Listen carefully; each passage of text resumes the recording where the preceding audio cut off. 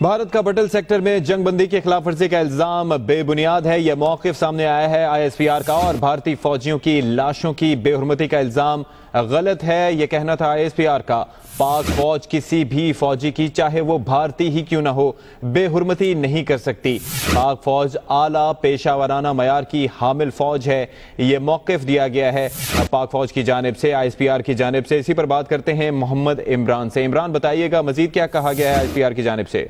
जी, बड़े वाज़ेह अंदाज में ये बात कही गई है पाक फौज की जानिब से कि पाक फौज जो है वो एक इंतहाई प्रोफेशनल फौज है और वो किसी भी जो जवान है या फौजी है उसकी तस्लील नहीं कर सकती, चाहे वो उसका ताल्लुक भारत से ही क्यों ना हो। और ये जो पटल सेक्टर पे दो बेहुरमती की बात की गई है दो फौजी जवानों की, ये न सिर्फ गलत है बल्कि बेबुनियाद और मुकम्मल तौर पर झूठ है। बुनियादी तौर पे गुज़श्ता रोज जब chief of army staff line of control में नेज़ा पीर का दौरा किया था तो बड़े वाज़ेह अंदाज में उन्होंने एक स्टेटमेंट दी थी कि जो भारत इस वक्त कश्मीर में जो मजालिम ढा रहा है बुनियादी तौर पे वो रियासती दहशत गर्दी है।